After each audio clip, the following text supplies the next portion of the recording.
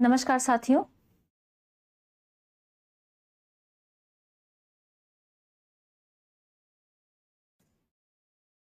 आप सभी का बहुत बहुत स्वागत है। उम्मीद है आप लोग अच्छे होंगे और रिवीजन साथ में चल रहा होगा, तैयारी चल रही होगी बिल्कुल, बाकी सब्जेक्ट की भी, अपने मेन सब्जेक्ट के अलावा। आज ये जो हमारी क्लास है पीजीटी के लिए है, ठीक है।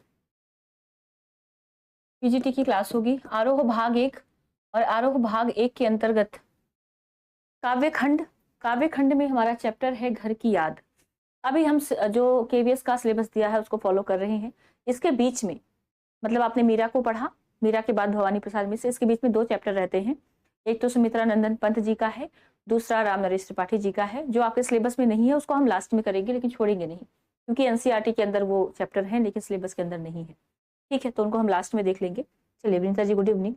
मुझे लग रहा है आवाज में कोई दिक्कत नहीं है, आवाज आपको क्लियरली सुनाई दे रही है और क्लास को हम शुरू कर सकते हैं। सबसे पहले हम कवि परिचय लेंगे, जैसा हम हमेशा करते हैं।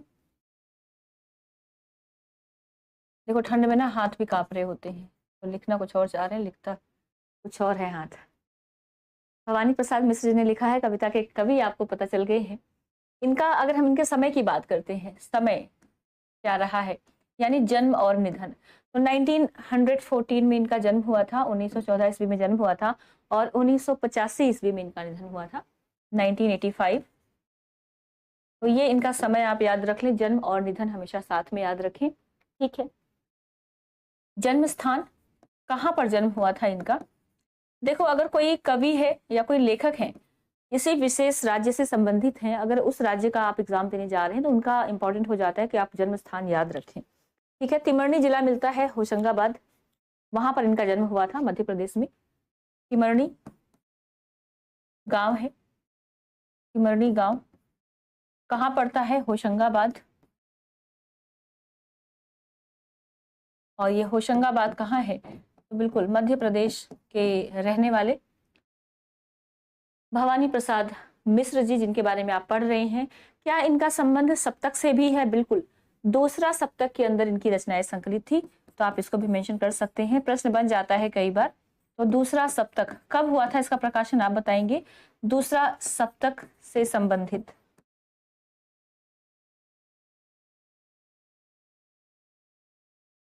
आपने वर्ष याद किए हैं, 43, 51, 59, 79। तो आप 4 हमारे सप्तक हुए थे। पहला हमारा तार सप्तक था, फिर दूसरा सप्तक, तीसरा सप्तक, चौथा सप्तक।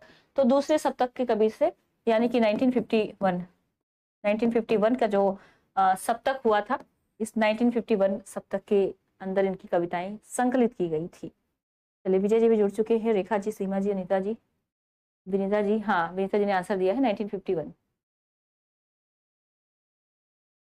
अच्छा, रेखा जी कह रही है बाल रामायण के बाद दादी माँ दिख रहा है। चलिए मैं उसको एक बार चेक करवाऊंगी। हो सकता है कई बार जब हम शेड्यूल करते हैं क्लास को, एक ही नंबर एक दूसरे पर पड़ जाता है, तो क्लासेस मिक्स हो जाती हैं, तो वो कल तक सोल्यूशन आपका हो जाएगा जो भी, ठीक है रेखा जी। चलिए यहाँ तक दूसरे सप्तक का आप याद रखेंगे। इनके बहुत सारे उपनाम, उपनाम कहने का मतलब किसी ने इनको कुछ कहकर संबोधित किया, किसी ने कुछ कहकर संबोधित किया, तो इन्होंने अपने आप को भी कुछ कहा है। सारी चीजें इंपॉर्टेंट रहेंगी, ध्यान रखना। इन्होंने स्वयं को क्या कहा है, गांधी का बेटा। यहाँ से सवाल बन जाता है, किस कवि ने स्वयं को गांधी का बेटा, मतलब गांधी के सिद्धांतों को मानने वाले थे। तो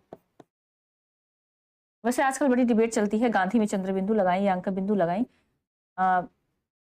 लिखा तो चंद्र बिंदु जाता था, लेकिन वर्तमान समय में आप देखते हैं लेखन की पद्धतियां चेंज हुई हैं, तो हम चंद्र बिंदु को अंक बिंदु लगा देते हैं। किसी बच्चे ने अभी कुछ समय पहले पूछा था कि चंद्र बिंदु न लगाकर अंक बिंदु क्यों लगाते हैं, तो बड़ी डिबेट का विषय है ये, क्यों लगाते हैं। मैंने बहुत प्रयास किया, पुस्तकों में मिले, बट ऐसा कुछ मिला नहीं। ये जरूर मिला कि गुजराती शब्द है, वहां पर चंद्र बिंदु होता नहीं है, इसलिए अंक बिंदु लगाते हैं। तो आपके पास अगर इसका जवाब है तो आप बता सकते हैं कि गांधी में अंक बिंदु सही है या चंद्र बिंदु सही है, ठीक है। वैसे मेरे हिसाब से तो चंद्र बिंदु ज्यादा सही है, और जो ग्रामर हमारी कहती है अनुनासिक है तो चंद्र बिंदु ही होना चाहिए। गांधी का बेटा, और गांधी का बेटा इन्होंने स्वयं को कहा है, ध्यान रखेंगे।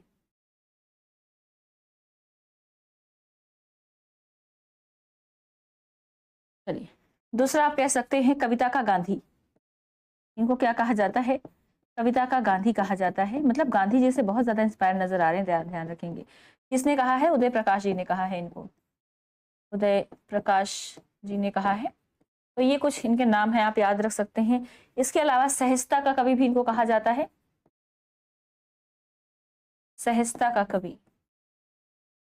और जब सहजता का कवि कहा जाता है तो किसने कहा है? ध्यान रखेंगे, अज्ञेय ने कहा है। और तार सप्तक की जब हम बात करते हैं तो अज्ञेय ही वो व्यक्ति हैं जिन्होंने तार सप्तक जैसा संकलन निकालने का प्रयास किया था। ठीक है, और एक और मिलता है, चंद्रबिंदु सही है। हाँ, चंद्रबिंदु सही है, इसलिए मैंने कहा अनुनासिक की जब हम बात करते हैं तो गांधी चंद्रबिंदु ही आना चाहिए। लेकिन वर्तमान समय में आप देखते हैं जो हमारी पुस्तकें हैं उसके अंदर भी अंक बिंदु लगकर आता है। इसीलिए एक बच्चे ने सवाल किया था बड़ा अच्छा कि क्या होना चाहिए। मैंने कहा मैं रीजन तो नहीं जानती, मतलब क्यों हटा दिया गया, बट ऐसा आपको दोनों तरीकों से मिला हुआ, मतलब मिल जाता है लिखा हुआ। क्योंकि हमारा जो जो सरकारी पुस्तकें सरकारी कुछ भी छपता है उसके अंदर जब गांधी का नाम आता है तो वो चंद्रबिंदु नहीं लगाते हैं। चाहे हमारा साहित्य की कोई पुस्तक ले लें या फिर हम नागरिक चाणी सभा के द्वारा संपादित कोई पुस्तक ले लें, उसमें भी अंक बिंदु हटा दिया जाता है, पता नहीं क्यों। ठीक है, सहज संवेदना का कवि, सहज संवेदना का कवि भी इनको कहा जाता है। किसने कहा? डॉक्टर नगेंद्र ने कहा है, डॉक्टर नगेंद्र ने। ठीक है, तो ये कुछ इनके नाम आप याद रख सकते हैं। ये ज्यादा इंपॉर्टेंट रहेगा, गांधी का बेटा स्वयं को किस कवि ने कहकर संबोधित किया है? तो भवानी प्रसाद मिश्र जी ने स्वयं को गांधी का बेटा कहा है, और मुझे लगता है ये आपको याद रखना चाहिए। ठीक है, हाँ चंद्रबिंदु सही है, बिल्कुल। कल्पना जी कह रही हैं आज लाइव क्लास रिकॉर्ड, मैं आज इसको चेक करवाऊंगी। शायद मैंने रीजन बता दिया है। कई बार हम क्लास शेड्यूल करते हैं, नंबर देना होता है कौन से नंबर की क्लास है। कभी ध्यान ना रहे, एक साथ दो नंबर चले जाते हैं तो क्लास एक दूसरे के साथ कहीं पर खो जाती है, गुम हो जाती है। चलिए आगे बढ़ेंगे। इनकी कुछ प्रमुख कविताएं देखी, प्रमुख रचनाएं। और इसके अंतर्गत सबसे पहले इनकी जो पहली रचना है, पहली कविता जो है इंपॉर्टेंट रहेगी, तो उसको भी आप साथ में मेंशन करते हुए चलें। इनकी पहली कविता कौन सी थी? तो इन्होंने जो पहली कविता लिखी थी, ध्यान रखिएगा, उसका नाम आभा था, जो कि छायावादी शैली में लिखी गई थी। नाम क्या था? आभा। और ये जो आभा नाम की कविता इन्होंने लिखी थी 1932, हालांकि उस समय आप देख रहे हैं छायावाद जो है चल रहा है 1932, छायावादी शैली में या छायावादी प्रभावित या छायावाद से प्रभावित ये जो है माना जाता है, तो आप इसको मेंशन कर सकते हैं। ठीक है, और प्रमुख कविताएं जब हम देखते हैं, कविताओं की बात करते हैं, तो इनकी इंपॉर्टेंट कविताएं क्या निकल के आती हैं? एक तो गीत फरोश इंपॉर्टेंट रचना है इनकी, इसको आप नहीं भूल सकते हैं कभी भी। जब भी आप पढ़ रहे हैं भवानी प्रसाद मिश्र जी को, तो गीत फरोश जो है ऐसी रचना है जिनको आपने याद रखना है। और 7th क्लास में आपने पढ़ा होगा सतपुड़ा के घने जंगल, बहुत ही प्रसिद्ध रचना है इनकी। सतपुड़ा के घने जंगल, नींद में डूबे हुए से ऊँघते अनमने जंगल, सतपुड़ा के घने जंगल। बहुत अच्छा वर्णन किया गया है इसके अंदर सतपुड़ा के जंगलों का। आप ऐसा लगता है जब पूरी कविता पढ़ते हैं जंगल की सैर करके चले आए हैं, है ना। टूटने का सुख, कविता विधा की रचना पढ़ रहे हैं हम। टूटने का सुख भी इनकी एक कविता है। ये कविताएं हैं, इनको आप याद रखिए। काव्य संकलन आप अलग से पढ़ेंगे, काव्य संकलन मैंने कुछ लिख दिए हैं। असाधारण, असाधारण भी एक इनकी कविता है। ठीक है, इसके अलावा बात करें तो सन्नाटा काव्य संकलन भी है, कविता भी है। ठीक है, मंगल वर्षा भी है एक, मंगल वर्षा। अब कुछ कविताएं इनकी प्रकृति प्रेम से, जैसे सतपुड़ा के जंगल हैं। इसके अलावा मंगल वर्षा है, प्रकृति प्रेम से संबंधित कविता है। स्नेह पथ है एक रचना इनकी, स्नेह पथ मतलब प्रेम का रास्ता आप इसको कह सकते हैं। इसके अलावा फूल और दिन, फूल और दिन प्रकृति प्रेम से संबंधित कविता है ये, तो ये भी आप थोड़ा सा लिख सकते हैं। इसके अलावा कमल के फूल इनकी बहुत ही प्रसिद्ध रचना है। कमल के फूल कई बार मिलते जुलते नामों की रचना, जैसे रेती के फूल निबंध है, किसकी रचना है? कमल के फूल किसकी कविता संग्रह है? या कई सारे फूल वाले नाम दे दिए गए, आपको पूछा गया कौन सी निविधा है इसकी, तो ये थोड़ा सा आप याद रख सकते हैं। कमल के फूल जो है इनकी रचना है, और किस विधा की रचना है? तो काव्य विधा की रचना है। ठीक है, आनंद जी बिल्कुल PDF दे देंगे। रेखा जी नहीं, कोई बात नहीं, सॉरी बोलने की जरूरत नहीं है। कई बार होता है नहीं दिखता है, तो मैंने देखा नहीं था। अच्छा वो आपने याद दिलाया। कोई परेशानी तो आप बिल्कुल बोल सकते हैं, ऐसा कुछ नहीं है। एप्लीकेशन आपका है, क्लासेस आपकी हैं, अगर कुछ भी आपको दिक्कत होती है तो आप बेझिझक कहें, उसके लिए सॉरी बोलने की कोई जरूरत नहीं। आगे बढ़ेंगे। इनके कुछ काव्य संकलन देखिए। काव्य संकलन क्या होते हैं, बेसिकली आप जानते होंगे, जिसके अंदर बहुत सारी कविताओं को संकलित कर दिया जाए, मतलब एक नाम देकर आपने बहुत जो इंपॉर्टेंट रचनाएं हैं उनको संकलित कर दी है एक जगह, उनको काव्य संकलन कहा जाता है। और इनकी बहुत ही प्रसिद्ध रचना है गीत फरोश। कविता भी है, इसी नाम से काव्य का संकलन भी किया गया है, 1953 में आया था, ध्यान रखेंगे। ये एक तरह से व्यंग्य है। व्यंग्य क्यों और किस पर? तो आप जानते हैं एक समय ऐसा था जब कविता के बदले पैसे नहीं लिए जाते थे। कविता लोग अपनी मर्जी से लिखते थे, अपने आनंद के लिए लिखते थे और उसको लोगों को सुनाते थे ताकि वो भी आनंदित हो सके। लेकिन धीरे धीरे कविता सुनाने के बदले पैसे लिए जाने लगे। जब काव्य गोष्ठियों का आयोजन किया जाने लगा तो वहां पर बड़े बड़े अमाउंट दिए जाने लगे, या बहुत सारे लोगों ने अपनी कविता फिल्मों के लिए देना शुरू कर दिया, उसके माध्यम से पैसे कमाने शुरू कर दिए। तो ये एक तरह से व्यंग्य है, और ऐसे लोगों पर व्यंग्य है जो पैसे के लिए लिखते हैं, हालांकि ये भी लिखते थे, ध्यान रखेंगे, ठीक है। पैसे के लिए, पैसों के लिए लिखने वालों पर व्यंग्य।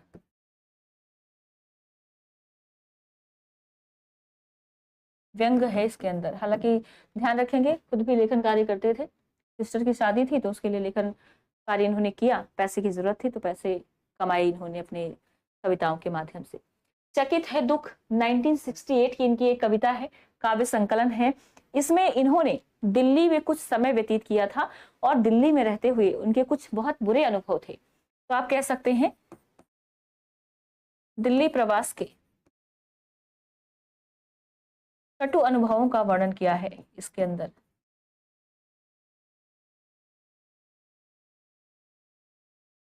ये मैं इसलिए बता रही हूँ कहीं प्रश्न बन जाए किसके अंदर क्या, मतलब जो ज्यादा इंपॉर्टेंट सबके आपको नहीं लिखने हैं, कुछ खास निकल के आता है तो वो आप थोड़ा सा याद रख सकते हैं। अंधेरी कविताएं इनकी 1968 में आई थी, नाम याद रख लें, इंपॉर्टेंट रचना। इसके अलावा जो गांधी पंचशती है, गांधी पंचशती भी महत्वपूर्ण है।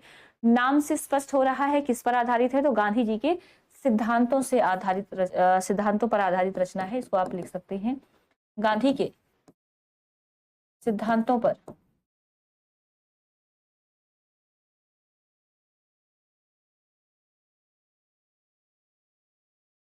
आधारित रचना मानी जाती है। और अगली इंपॉर्टेंट रचना बुनी हुई रस्सी, बहुत बार पूछी गई है। खुशबू के शिलालेख, खुशबू के शिलालेख और जो पूछा जाता है बुनी हुई रस्सी 1971। इसके अंदर क्या विशेष बात है, क्यों इंपॉर्टेंट है, क्योंकि 1972 में इसको साहित्य अकादमी पुरस्कार से सम्मानित किया गया। तो ये आप थोड़ा सा लिख सकते हो, 1972 में साहित्य अकादमी से सम्मानित।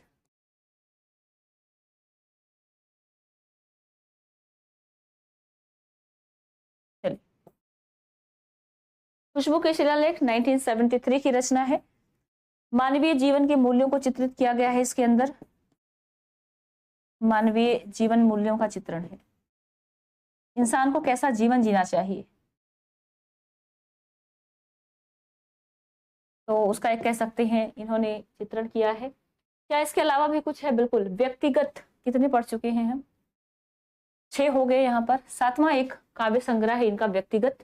ये जो आप रचनाएं देख रहे हैं इसमें से बहुत सारी रचनाएं एनसीईआरटी की पुस्तक में दी गई हैं, समय के साथ नहीं दी गई हैं, लेकिन इनके परिचय में उनका उल्लेख किया गया है, ध्यान रखेंगे।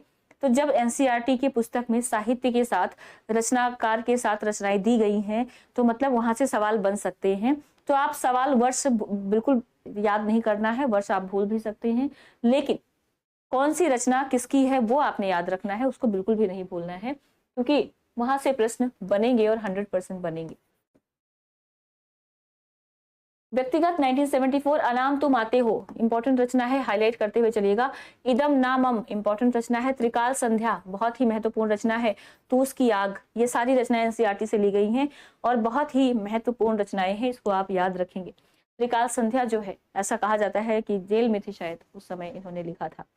खंड काव्य भी इनका बहुत ही महत्वपूर्ण कालजयी नाम का खंड काव्य है, उसको भी आप मेंशन करें। एक खंड, ये सारे इनके काव्य संग्रह हैं, खंड काव्य है एक, और उसका नाम क्या है? कालजयी। और कालजयी का जो समय है आप याद रख सकते हैं, 1980 में इसको लिखा गया था। तो ये इनके द्वारा लिखी गई कुछ रचनाएं महत्वपूर्ण, जिसको आप याद रख सकते हैं। क्या इन्होंने कोई संस्मरण भी लिखा है? बिल्कुल, इनके द्वारा एक संस्मरण भी लिखा गया है, और उस संस्मरण का नाम क्या है? तो ध्यान रखेंगे, जिन्होंने मुझे रचा। क्या है? जिन्होंने मुझे रचा। तो ये रचनाएं आप याद रखेंगे, 1980 में ही इन्होंने इसको लिखा था। जिन्होंने मुझे रचा संस्मरण विधा की रचना है। किसकी रचना है? तो भवानी प्रसाद मिश्र जी की है। कुछ पत्र पत्रिकाओं का भी इन्होंने संपादन किया, उसको भी आप ध्यान रखिए। रेडियो में भी काम करते रहे थे कुछ समय तक। मतलब आप जानते हैं हमारे जितने साहित्यकार हैं वो हर क्षेत्र से जुड़े हुए थे। कल्पना और गांधी वांग्मय, संपूर्ण गांधी का जो साहित्य था, इसमें बहुत इनको रुचि थी। तो कल्पना नामक पत्रिका और गांधी वांग्मय, ठीक है, ये थोड़ा सा आप याद रखेंगे। इसके अलावा जो विचार का भी किया था, आप लिखना चाहिए, ये दोनों इंपॉर्टेंट रहेंगे। लेकिन इसके अलावा विचार नाम की पत्रिका थी, उसका भी इन्होंने संपादन कार्य किया था। और एक और है गगनांचल, जिसको कहा गया गगनांचल। तो ये कुछ पत्रिकाएं थी जिसका इनके द्वारा संपादन किया गया, जिसमें से कल्पना और गांधी वांग्मय। अब देखो 4 ऑप्शन आपको मिलते हैं, मान लीजिए 2 हटा दिए गए, 2 और कोई ऐड कर दिया गया, या फिर 3 एक जैसे हो गए, मतलब 3 यहाँ से ले लिए गए, एक कोई और डाल दिया गया, और आपसे पूछा गया कि भवानी प्रसाद मिश्र द्वारा संपादित पत्रिका नहीं है। तो ऐसी स्थिति में आपको पता होना चाहिए कि किस किस पत्रिका का इन्होंने संपादन किया था। इन्होंने निबंध लिखा, कुछ नीति कुछ राजनीति, उसको भी आप ऐड कर लें। निबंध क्या है? कुछ नीति कुछ राजनीति, कुछ नीति कुछ राजनीति, इनके द्वारा लिखा गया ये निबंध। और इसकी अगर हम बात करते हैं तो एक तरह से आप इसको संग्रह ही मान सकते हैं, ठीक है। 1976 1974 या 6, थोड़ा सा मैं तो याद करना चाहूंगी, 1976 की रचना है, समय आप लिख लें, 1976 की रचना है, ठीक है। अब ये कुछ महत्वपूर्ण रचनाएं जिनको आपने हमेशा याद रखना है। इनकी संपूर्ण साहित्य का एक संकलन तैयार किया गया था, अज्ञेय ने अंतर्गत नाम से संकलित किया, तो इसको आप लिख लें। इनका संपूर्ण साहित्य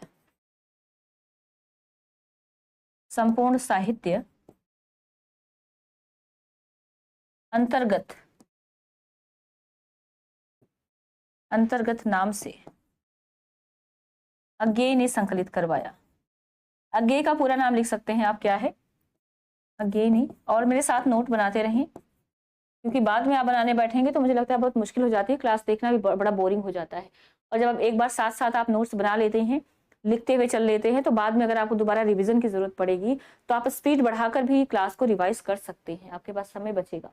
इनका संपूर्ण साहित्य नाम जो है अंतर्गत नाम से अज्ञेय ने संकलित करवाया, ये थोड़ा सा आप ध्यान रख सकते हैं। संपादन कार्य किसने किया? इन्होंने एक जीवनी लिखी थी, बहुत ही इंपॉर्टेंट, चरैवेति चलते रहो चलते रहो, जीवनी इनके द्वारा लिखी गई थी। क्या नाम था उसका? चरैवेति। किसी चैप्टर में भी है ये, किसी क्लास में, चरैवेति चलते रहो। किसकी जीवनी है? पूछ लिया जाता है, मन्नारायण की जीवनी है, ठीक है। मन्नारायण की जीवनी इन्होंने लिखी थी। जब भी जीवनी आप किसी के देखें किसने लिखी थी, साथ में ये भी याद रखें कि किसके ऊपर लिखी गई है, क्योंकि सवाल कहीं से भी कैसे भी बन जाते हैं। सुषमा जी गुड इवनिंग, शैलजा जी बहुत बहुत स्वागत।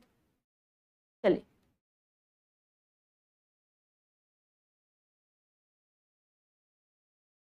अभी हमने त्रिकाल संध्या एक इनकी काव्य संकलन की बात की थी, ध्यान रखेंगे। त्रिकाल संध्या इन्होंने जो है खुद से नहीं करवाया था। इनकी जो संपूर्ण रचनाएं गांधी वांग्मय, जब ये पत्रिका का संपादन कर रहे थे उस समय इनकी बहुत सारी कविताएं उस गांधी वांग्मय पत्रिका के अंदर छपा करती थी।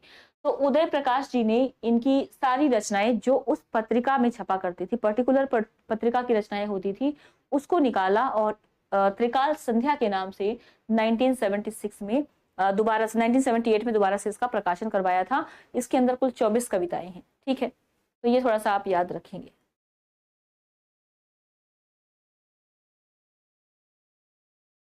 इनकी एक बहुत ही प्रसिद्ध पंक्ति है, पंक्ति पूछ ली जाती है तो आप उसको भी ऐड कर ले साथ में। जिस तरह हम बोलते हैं उस तरह तू लिख, क्या कहते हैं, पंक्ति आप ऐड कर लें, 2 पंक्तियां हैं इंपॉर्टेंट। जिस तरह हम बोलते हैं, जिस तरह हम बोलते हैं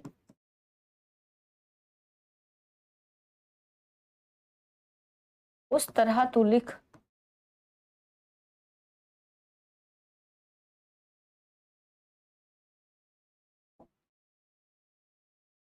और उसके बाद भी, और उसके बाद भी हमसे बड़ा तू दिख। ये ऐसा लग रहा है जैसे किसी का घमंड तोड़ा जा रहा है ना? किसी का घमंड तोड़ने के लिए लिखा गया था। अगर आप बता पाए तो बता सकते हैं।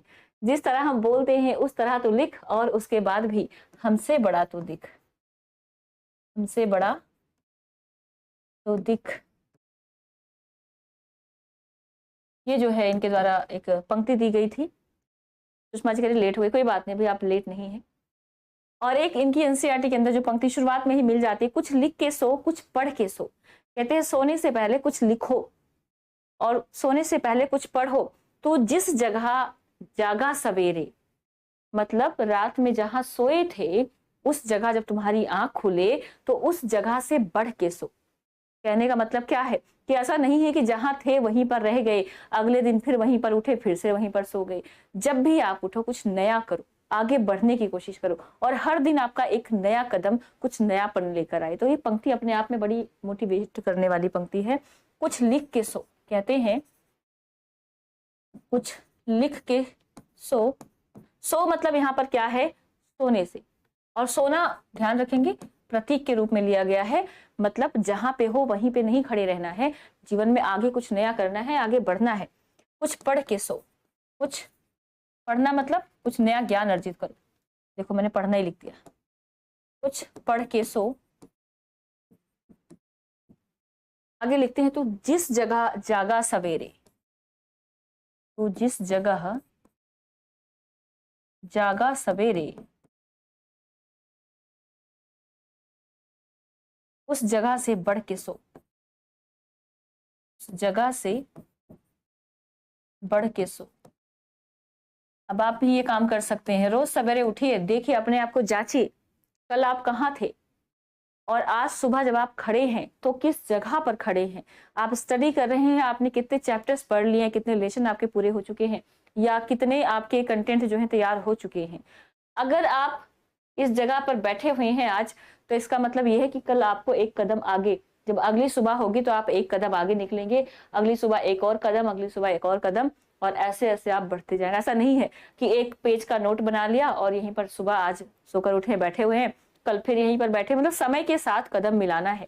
कहने का तात्पर्य ये है, ठीक है, समय के साथ मिलते हुए चलें और समय का जो है पालन करें, समय का महत्व समझें, समय की इंपॉर्टेंस को ध्यान में रखते हैं। केदारनाथ अग्रवाल पे लिखा था, चलिए मैं एक बार कंफर्म करूंगी किस पर लिखा था ये, ठीक है। ये जो इन्होंने व्यंग किया है अज्ञेय पर किया है। वैसे अज्ञेय पर कई पुस्तकों में मिलता है कि वो अज्ञेय जो है सप्तक के अंदर दिखाते थे कि हो सकता है कुछ कविताएं रही हूँ जो उनको ना भाती हूँ, तो इसलिए उन्होंने लिखा है। एक मिनट रुक जाइए, मैं चाय पी लूँ, फिर क्लास कंटिन्यू करते हैं। चाय मेरी ठंडी हो गई।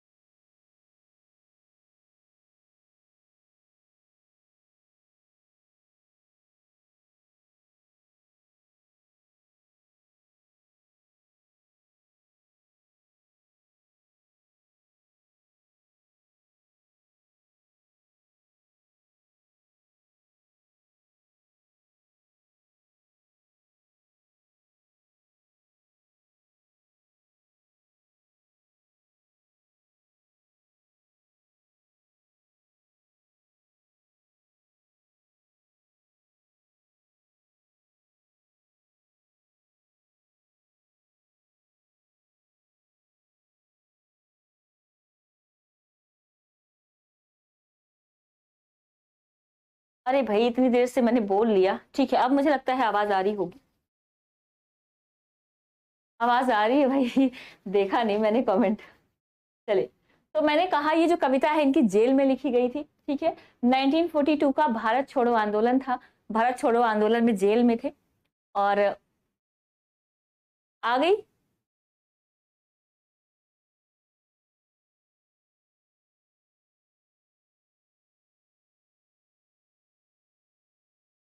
आ गई क्या आवाज, एक बार आप बताएं पहले। ठीक है आ गई। तो 1942 का आंदोलन, जेल पहुंच पहुंच जाते हैं, इनको जेल में बंद कर दिया जाता है। उस समय देखते हैं बरसात बहुत तेज होती है, एक रात का मतलब समय है, बरसात बहुत तेज हो रही है। तो ऐसे में इनको अपने घर की याद आती है, और जब घर की याद आती है तो इनके पता है 4 भाई 4 बहनें, मतलब कुल 9 मिलाकर भाई बहन हैं, और ये सबसे छोटे भाइयों में सबसे छोटे हैं, जेल में हैं। तो इनको लगता है, अच्छा छोटा जो होता है वो अपने मम्मी पापा का बड़ा प्यारा होता है, मतलब प्रिय होता है। तो उनको लगता है कि इनके बिना कैसे घर में सब लोग रहते होंगे, या जब वो वहां थे तो इनकी बहनें इनको कितना प्रेम करती थी, माता जी कैसे समझाती होंगी अपने पति को या इनके पिताजी को। तो बहुत सारी चीजें यहाँ पर समझ रहे हैं, अपनी मनोदशा का वर्णन कर रहे हैं, और इसी कविता को हम यहाँ पर समझने वाले हैं, ठीक है। कहते हैं कि आज पानी गिर रहा है, बहुत पानी गिर रहा है। एक बार पूरी कविता पहले पढ़ लेते हैं, पूरी कविता क्या है फिर आगे बढ़ेंगे। आज पानी गिर रहा है, बहुत पानी गिर रहा है, रात भर गिरता रहा है, प्राण मन घिरता रहा है। बहुत पानी गिर रहा है, घर नजर में तिर रहा है, घर की मुझसे दूर है जो, हर खुशी का पूर है जो। कहते हैं घर के घर में 4 भाई, मायके में बहन आई, बहन आई बाप के घर, हाय रे परिताप के घर। घर के घर में सब जुड़े हैं, सब की इतने तब जुड़े हैं, 4 भाई 4 बहनें, भुजा भाई प्यार बहनें। और माँ बिन पढ़ी मेरी, माँ के बारे में बता रहे हैं कि और माँ बिन पढ़ी मेरी, दुख में वो गढ़ी मेरी, माँ की जिसकी गोद में सिर, रख लिया तो दुख नहीं फिर। माँ की जिसकी स्नेह धारा का यहाँ तक भी पसारा, उसे लिखना नहीं आता जो कि उसका पत्र पाता। मतलब माँ जो है वो अनपढ़ है, बहुत अच्छा वर्णन किया इन्होंने। पिताजी जिनको बुढ़ापा एक क्षण भी नहीं व्यापा। आप जानते हैं उस समय के लोग बड़े स्ट्रांग हुआ करते थे, बुढ़ापे में भी बड़ा मेहनत कर लिया करते थे, और वर्तमान की तुलना में अगर हम आज से कंपेयर करें तो। पिताजी जिनको बुढ़ापा एक क्षण भी नहीं व्यापा, जो अभी भी दौड़ जाएं, जो अभी भी खिलखिलाएं। मौत के आगे न हिचकें, शेर के आगे न बिचकें, बोल में बादल गरजता, काम में झंझाल रचता। लजता मतलब लजा जाता है। आज गीता पाठ करके, कहते हैं पिताजी के बारे में कि आज गीता पाठ करके, दंड 260 करके, खूब मुकदर हिला लेकर, मुठ उनकी मिला लेकर। जबकि नीचे आए होंगे, नैन जल से छाए होंगे, हाय पानी गिर रहा है, घर नजर में तिर रहा है। फिर से गई भाई आवाज, फिर से नहीं गई है मुझे लगता आ रही है, पर बता दें आप, मेरे पास कोई मतलब फोन भी नहीं है कि मैं उसमें सुन सकूं।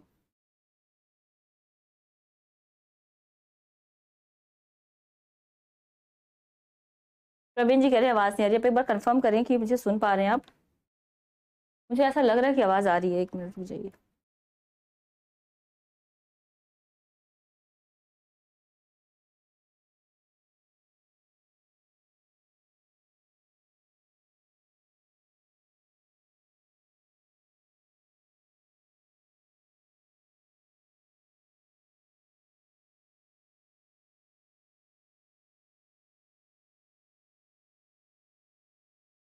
ठीक है आ रही है, देखो मैं इस चक्कर में ना फोन लेके आई आवाज सुनने के लिए, चलो कोई बात। तो 4 भाई 4 बहनें, भुजा भाई प्यार बहनें, खिलते या खड़े होंगे, नजर उनको पड़े होंगे। पिताजी जिनको बुढ़ापा, कहते हैं पिताजी जिनको बुढ़ापा एक क्षण भी नहीं व्यापा, रो पड़े होंगे बराबर, 5वें का नाम लेकर। 5वां कौन है, खुद भवानी जी है। 5वां मैं हूं अभागा। बहुत अच्छी बात अपने बारे में बताओ, मुझे कविता पढ़ने में बड़ा मजा आ रहा है, पूरी कविता पढ़ लेते हैं एक बार। कहते हैं 5वां मैं हूं अभागा, जिसे सोने पर सुहागा, पिताजी कहते रहे हैं, प्यार में बहते रहे हैं, आज उनके स्वर्ण बेटे, लगे होंगे उन्हें हीटे, क्योंकि मैं उन पर सुहागा, बंधा बैठा हूं अभागा। बंधा मतलब जेल में हूं। और माँ ने कहा होगा, माँ उनको समझा रही होंगी पिताजी को, और माँ ने कहा होगा, दुख कितना बहा होगा, आंख में किस लिए पानी, वहां अच्छा है भवानी। वो तुम्हारा मन समझकर और अपनापन समझकर गया है सो ठीक ही है, ये तुम्हारी लीक ही है। पाम जो पीछे हटाता, कोख वो मेरी लजाता। कितनी बड़ी बात कह दी माता ने। पाम जो पीछे हटाता, कोख वो मेरी लजाता। इस तरह हो न कच्चे, रो पड़ेंगे और बच्चे। पिताजी ने कहा होगा, हाय कितना सहा होगा, कहा मैं रोता कहाँ हूँ, धीर मैं खोता कहाँ हूँ। कहाँ मतलब पिताजी समझा रहे होंगे कि मैं धैर्य कहाँ खो रहा हूँ, अपने गम को छुपाने की कोशिश कर रहे होंगे। हे सजीले हरे सावन, संदेश भेजने की जो परंपरा है बादलों के माध्यम से, मौसम के माध्यम से, वो यहाँ पर अपनाया है इन्होंने। कहते हैं हे सजीले हरे सावन, हे कि मेरे पुण्य पावन, तुम बरस लो वे न बरसें, 5 मई को वे न तरसें। मैं मजे में हूँ सही है, घर नहीं हूँ बस यही है, किंतु ये बस बड़ा बस है, किंतु ये बस बड़ा बस है, इसी बस में सब विरस है। किंतु उनसे ये न कहना, उन्हें देते धीर रहना, उन्हें कहना लिख रहा हूँ, उन्हें कहना पढ़ रहा हूँ, काम करता हूँ कि कहना, नाम करता हूँ कि कहना, चाहते हैं लोग कहना, मत करो कुछ शोक कहना। आगे बताते हैं कि मैं कैसा हूं, उनको जाकर ये चीजें मत बताना। और कहना मस्त हूं मैं, उनको जाकर संदेश देना। और कहना मस्त हूं मैं, काटने में व्यस्त हूं मैं, वजन 70 सेर मेरा और भोजन ढेर मेरा। मतलब बहुत सारा खा लेता हूं मैं, कूदता हूँ खेलता हूँ, दुख डटकर ठेलता हूँ। और कहना मस्त हूं मैं, यूं न कहना अस्त हूं मैं, मतलब उदास हूं ऐसा मत बता देना जाके। हाय रे ऐसा न कहना है कि जो जैसा न कह, मतलब जैसा है वैसा मत कहना। तो कहते हैं हाय रे ऐसा न कहना है कि जो वैसा न कहना, कह न देना जागता हूँ आदमी से भागता हूँ, कह न देना मौन हूं मैं, खुद ना समझे कौन हूं मैं, देखना कुछ बक न देना, उन्हें कोई शक न देना। बक देना मतलब जाकर सच्चाई बता दो। हे सजीले हरे सावन, हे कि मेरे पुण्य पावन, तुम बरस लो वे न बरसे, 5 वे को वे न तरसे। तो ये पूरी कविता है, ये पूरी कविता है। हाँ आगे पर लिखा गया है, बिल्कुल आपने कहीं से सर्च कर लिया लगता है अर्चना जी ने, जो उन्होंने व्यंग किया था वो आगे पर किया था। ठीक है, तो घर की बात कविता पर आते हैं। आपको समझ आ गया, जेल में लिखी गई कविता है, जेल में बंद हैं और घर की याद आ रही है। कहते हैं आज पानी गिर रहा है। पानी गिरने का मतलब क्या है यहाँ पर कि बरसात हो रही। बहुत कठिन कविता नहीं है ये, जैसी आप कबीर की, मीरा की और बाकी लोगों की पढ़ते हैं। सामान्य शब्दों में खड़ी बोली में लिखा गया है तो इजिली समझ में आ रहा होगा। कहते हैं आज बहुत ज्यादा बारिश हो रही है और रात भर हो रही है, पूरी रात बारिश हो रही है। प्राण मन घिरता रहा है और इस बारिश में मेरा मन और प्राण जो है वो घिरता रहने का मतलब क्या है कि व्याकुल हो रहा है। घेरना, घिरता का मतलब घेरना, मेरा मन जो है वो घिर रहा है, व्याकुलता से घिर रहा है। बहुत पानी गिर रहा है, घर नजर में तिर रहा है। तिरना का मतलब क्या होता है, तैरना। कहते हैं इतना ज्यादा पानी बरस रहा है, बारिश हो रही है, उसको देखकर मेरा घर, घर मतलब यहाँ पर परिवार से है, मेरा परिवार मेरी आंखों के सामने तैर रहा है। आंखों के सामने तैरने का मतलब है यहाँ पर कि एक छवि सबकी आपके सामने उमड़ती चली जा रही है और एक एक दृश्य आपके सामने आता जा रहा है। जब आप कहीं दूर होते हैं, कई बार पुरानी बातों को याद कर रहे होते हैं, तो वो ऐसा लगता है जैसे कोई मूवी चल रही है आपके सामने, एक एक करके सारे लोग आते जा रहे हैं। तो तैरना का मतलब यहाँ पर क्या है कि आंखों के सामने सबकी छवि आ जाना। ठीक है, तैरना का मतलब यहाँ पर छवि से है, या आप कह सकते हैं कि वो कवि जो है अपने परिवार वालों को याद कर रहा है। घर की मुझसे दूर है जो, घर खुशी का पूर है तो, पूर का मतलब यहाँ पर भंडार। मेरा घर जो कि मुझसे बहुत ज्यादा दूर है, लेकिन मेरा घर खुशियों का भंडार है, खुशियों का भंडार है। वहां पर हर समय जो है खुशियां रहा करती हैं। ठीक है, तो खुशियों का भंडार, पूर मतलब भंडार होता है, याद रखेंगे। आगे बढ़े। घर के घर में 4 भाई, मायके में बहन आई। कहते हैं वो घर जिसमें 4 भाई हैं मेरे, और मायके, मायके होता है जब लड़कियों का जब ससुराल चली जाती है अपने घर आती है, मतलब माँ का घर है ना, मायके को रिलेट करिएगा माँ के घर। तो बहनें, जब मेरी बहन जब मायके में आई होगी, बहन आई बाप के घर, आई तो थी वो अपने पिताजी के घर। क्यों? खुशियां मनाने। आप जब पेरेंट्स के घर जाते हैं तो बड़े खुश होते हैं कि वहां पर सभी भाई बहनों से मिलेंगे जो बहुत दिनों से शायद नहीं मिले होंगे, तो अलग ही खुशी होती है। लेकिन यहाँ पर कहा गया है बहन आई बाप के घर, आई तो थी बाप के घर, वो अपने पिताजी के घर, लेकिन हाय रे परिताप के घर। लेकिन यहाँ पर उसने देखा कि घर में परिताप क्या होता है, शोक, दुख। उसको यहाँ पर लगा कि ये तो दुख का घर है, शोक का घर है, यानी वो भी दुखी हो गई। क्यों?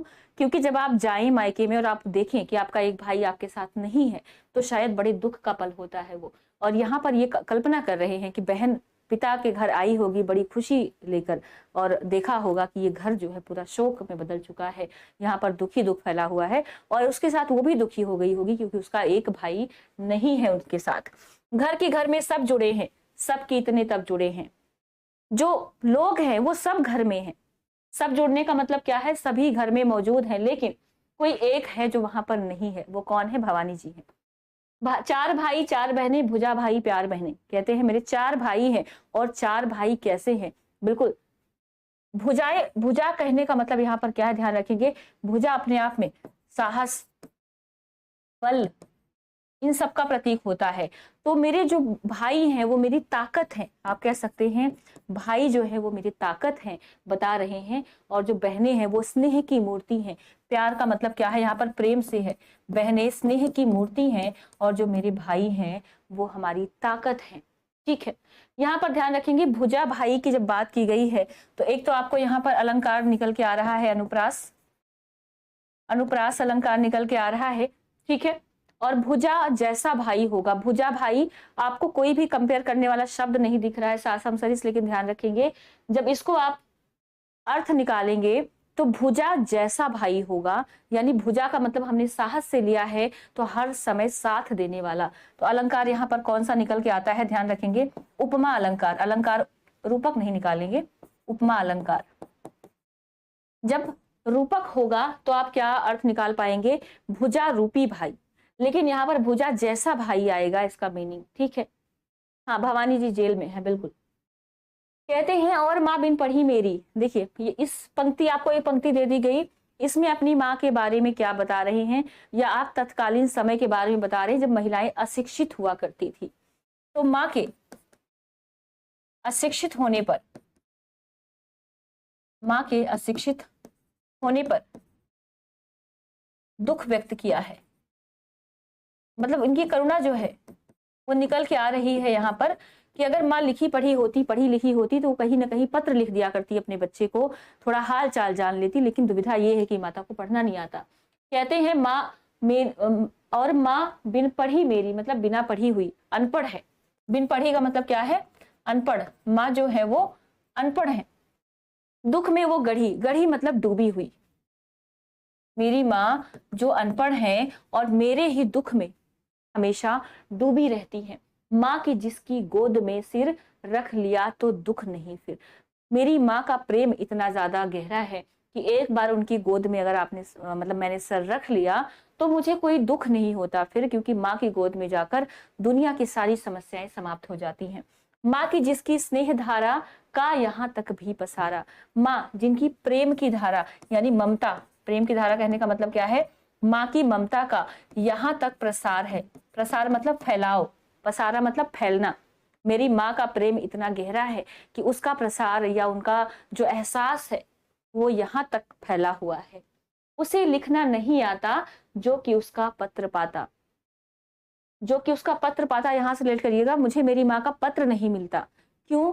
क्योंकि उनको लिखना नहीं आता। तो ये बहुत बड़ी विडंबना है जो लेखक यहाँ पर व्यक्त कर रहा है कि अगर उसकी माँ लिखना पढ़ना जानती तो शायद वो पत्र लिखती, और चूंकि वो पत्र लिखती नहीं है तो लेखक को उनका पत्र मिलता भी नहीं है। कहते हैं पिताजी जिनको बुढ़ापा। यहाँ पर पिताजी का जो है इन्होंने अपने वर्णन किया है, पिता का वर्णन, और पिता को इन्होंने बहुत ही साहसी दिखाया है। इन पंक्तियों में आपको वीर रस मिलेगा। ठीक है, इन पंक्तियों में आपको वीर रस कहाँ मिलेगा? इन पंक्तियों में आपको वीर रस आप देख पा रहे होंगे, मिलता हुआ नजर आ रहा है। अपनी पिताजी को बहुत ही वीर पुरुष इन्होंने दिखाया है। कहते हैं पिताजी जिनको बुढ़ापा एक क्षण भी नहीं व्यापा। मतलब बूढ़े तो हो चुके हैं, लेकिन एक पल के लिए भी उनके व्यापक मतलब उनके ऊपर व्याप्त हो जाना, मतलब फैल जाना। बुढ़ापा फैलने से मतलब है यहाँ पर। कहते हैं तो बूढ़े, लेकिन बुढ़ापा अभी तक उनके ऊपर आया नहीं है, फैला नहीं है। जो अभी भी दौड़ जाए, अगर उस बुढ़ापे में भी उनको दौड़ा दिया जाए तो अभी भी वो दौड़ लेते हैं, लंबी दौड़ लगा लेते हैं और हमेशा खिलखिलाते रहते हैं, हंसते रहते हैं। मौत के आगे नहीं हिचके, वो कभी मौत से डरते, हिचकने का मतलब क्या है, मौत से डरते नहीं है। उनके सामने अगर मौत भी आ जाए तो वो साहस के साथ उसके सामने खड़े रहते हैं, और शेर के आगे न बिचके, बिचके का मतलब क्या होता है, विचलित होना। अब देखो, ऐसा कोई वीर पुरुष ही कर सकता है, आपके सामने चाहे मौत खड़ी हो, चाहे शेर आ जाए, आप मौत से भी नहीं डरते, शेर को देखकर विचलित नहीं होते, ऐसी गुण अपने पिताजी में दिखा रहे हैं। तो क्या यहाँ पर आपको वीरता का भाव नजर आ रहा है? बिल्कुल आ रहा है। बोल में बादल गरजता, मतलब उनकी आवाज में, बोल मतलब क्या है, आवाज में एक दहाड़ है, आवाज में दहाड़। बादल की जब हम बात करते हैं, बादल की गर्जना करने का मतलब उनकी जो आवाज है वो बहुत ही ओजपूर्ण है, मतलब बहुत ही ज्यादा कड़क आवाज जिसको आप कह सकते हैं। काम में झंझाल रचता, झंझा मतलब होता है आंधी, और उनके काम करने का ऐसा तरीका है, कार्य करने का ऐसा तरीका है कि उसको देखकर आंधियां भी लजा जाए, आंधियों को भी लाज आ जाए, मतलब इतनी फुर्ती से। जब आप आंधियों की बात करते हैं तो यहाँ पर किसकी बात हो रही है, ध्यान रखेंगे, फुर्ती की बात हो रही है। मतलब बुढ़ापे में भी आप देखिए इतनी सारी चीजें अपने पिताजी के बारे में वर्णन कर रहे हैं। आगे कहते हैं, आज गीता पाठ करके, आज के दिन जब वो उनको याद कर रहे हैं, तो अब यहाँ से एक चीज और आपको पता चल जाएगी कि पिताजी जो है वो थोड़ा सा धार्मिक व्यक्ति भी है ना, पिताजी धार्मिक व्यक्ति हैं, उनकी भी जानकारी आपको यहाँ पर मिल रही है इन पंक्तियों के माध्यम से। कहते हैं, आज गीता पाठ करके दंड 260 करके, आज जब उन्होंने गीता का पाठ किया होगा, गीता का पाठ करने के बाद 260 बार, दंड मतलब दंड लगाना, उठक बैठक करना, आप जानते हैं इसको एक्सरसाइज में काउंट करते हैं, उठक बैठक करना। और कितनी बार, यहाँ पर एक संख्या याद रखेंगे कि लेखक के पिताजी कितनी बार दंड बैठक करते हैं, वो कल्पना कर रहा है। तो 260 बार उन्होंने दंड बैठक की होगी।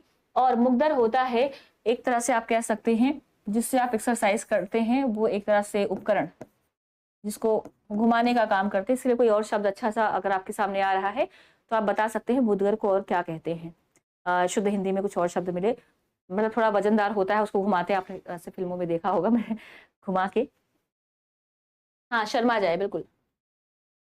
तो कहते हैं मुद्गर हिलाकर, उसकी मूठ मिलाकर, मतलब दोनों हाथों से उन्होंने हिलाया होगा, एक्सरसाइज की होगी, और उसकी मूठ मतलब एक साथ मिलाकर उन्होंने उसको रख दिया होगा, लेकर उसको रख दिया होगा। जबकि नीचे आए होंगे, और जब एक्सरसाइज करके वो छत से नीचे आए होंगे तो नैन जल में छाए होंगे, उनकी आंखों में आंसू भरे होंगे। नैन जल में छाए मतलब क्या है, आंखों में आंसू भरे होंगे। क्यों भरे होंगे आगे बताएंगे। हाय पानी गिर रहा है, घर नजर में तिर रहा है, ये सब सोचकर जो भवानी प्रसाद मिश्र जी हैं वो जेल में सोच रहे हैं, कहते हैं कि कितना सारा, मतलब कितनी ज्यादा बरसात हो रही है, और इस बरसात में, बरसात के इस मौसम में मेरे घर की जो छवि है, मेरे घर के लोगों की जो छवि है, वो रह रहकर मेरी आंखों के सामने तैर रही है। ठीक है। चार भाई चार बहनें, भुजा भाई प्यार पहने, जब ये पंक्ति आएगी तो यहाँ पर थोड़ा सा ध्यान रखेंगे, यहाँ पर आपको दो तरह के अलंकार मिल रहे हैं। कहते हैं, मेरे घर में चार भाई चार बहनें। अब यहाँ से सवाल बनता है, लेखक कुल कितने भाई बहन है? तो 9 है, मतलब इसने अपने आप को यहाँ पर काउंट नहीं किया, इसके 4 भाई 4 बहन और स्वयं एक लेखक, कुल 9 लोग हैं। तो भाई बिल्कुल भुजा के समान है, भुजा के जैसे हैं, जैसे कोई साहसी व्यक्ति हो और हर समय आपका साथ देने के लिए तैयार हो, वैसा इनके भाइयों का प्यार है। और बहनें जो हैं वो स्नेह की मूर्ति है, मतलब अपने भाइयों से बहुत ज्यादा प्रेम करती हैं। कहते हैं कि जब वो नीचे आए होंगे तो मेरे चारों भाई चारों बहनें, जो कि साहस और स्नेह के प्रतीक हैं, वो खेलते होंगे या उनको खड़े हुए दिखे होंगे। और जब पिताजी की नजर उन पर पड़ी होगी, सोच रहे हैं, ध्यान रखेंगे, पिताजी ने उनको देखा होगा, तो पिताजी जिनको बुढ़ापा एक क्षण भी नहीं व्यापा, ऐसे पिताजी जिन पर एक पल के लिए भी बुढ़ापा नहीं आया था, वो रो पड़े होंगे बराबर। बराबर मतलब लगातार, वो लगातार उनको देखकर रो रहे होंगे, रो दिए होंगे। क्यों? क्योंकि पांचवा यहाँ नहीं है, पांचवे का नाम लेकर उनको रोना आ गया होगा। नाम लेने से मतलब क्या है कि उन्होंने याद किया होगा, याद किया होगा भवानी जी को, और एक बच्चा उनका नहीं है, तो ऐसे में पिताजी को रोना आ गया होगा, स्वाभाविक सी बात। हाँ, सरल भाषा में लिखिए, इसलिए इजीली समझ आ जाएगा, बहुत कम शब्द हैं जो आपको समझना है। कहते हैं, पांचवा मैं हूं अभागा। अभागा मतलब भाग्यहीन, अभागा मतलब क्या है? जिसके भाग्य में कुछ हो ना, भाग्यहीन कहते हैं। पांचवा मैं हूं अभागा, मतलब मैं वो पांचवा उनका बेटा हूं जो भाग्यहीन हूं, जिसे सोने पर सुहागा। वो सोने पर सुहागा, ध्यान रखेंगे, मुहावरे का प्रयोग करते हैं हम। बताइएगा इसका मतलब क्या होता है? वो मुझे सोने पर सुहागा कहा करते थे। मतलब जो चार भाई हैं, अगर वो सोना है तो पांचवा क्या है? उस पर सुहागा है। तो इसको मुहावरे में आप कैसे प्रयोग करेंगे बता सकते हैं। मुझे वो हमेशा सोने पर सुहागा कहा करते थे, पिताजी कहते रहे हैं प्यार में बहते रहे हैं। हमेशा उन्होंने मुझसे ही ज्यादा प्रेम किया है। वही मैंने कहा, जो छोटा होता है उससे लोग ज्यादा प्रेम करते हैं। तो कहते हैं कि पिताजी हमेशा मुझे क्या कहते रहे थे? सोने पे सुहागा कहते रहे थे, और मुझे हमेशा सबसे ज्यादा प्यार उन्होंने किया है। आज उनके स्वर्ण बेटे, आज उनके जो चारों बेटे हैं, चार बेटे किसके समान है? ध्यान रखेंगे, सोने के समान है, स्वर्ण के समान है। पांचवा क्या है? सुहागा। तो कहते हैं आज उनके जो चार बेटे हैं जो वो सोने के समान समझते थे, उनको बहुत छोटे लगे होंगे, तुच्छ, छोटा जिसको आप कह सकते हैं। उनको लगा होगा कि ये मेरे बेटे छोटे हैं, किसी काम के नहीं है। क्यों? क्योंकि क्योंकि मैं उन पर सुहागा बंधा बैठा हूं अभागा। बंधा बैठा का मतलब क्या है? कि मैं इस समय जेल में हूं। अच्छा, उस समय जेल में जाना अपने आप में बड़े गर्व की बात होती थी, क्योंकि आप देश की रक्षा के लिए जा रहे हैं या देश की सेवा में अपने आप को समर्पित कर रहे हैं। तो एक बेटा जो सबसे छोटा है, पिताजी का सबसे प्रिय बच्चा है, वो जेल में बंद है और बाकी बच्चे उनके सामने हैं, तो पिताजी को लग रहा होगा कि ये जो जेल में बंद है मेरा बेटा, वही सबसे ज्यादा काबिल है। बाकी मेरे जो बच्चे हैं वो क्या हैं? उसके सामने बड़े छोटे हैं, बड़े हीन हैं, बड़े तुच्छ हैं। हाँ, हाँ, गुणवान में और गुण होना, आप इसको कह सकते हैं सोने पे सुहागा, मतलब गुणवान के पास और ज्यादा गुण होना। बहुत अच्छे, रेखा जी ने आंसर दिया है।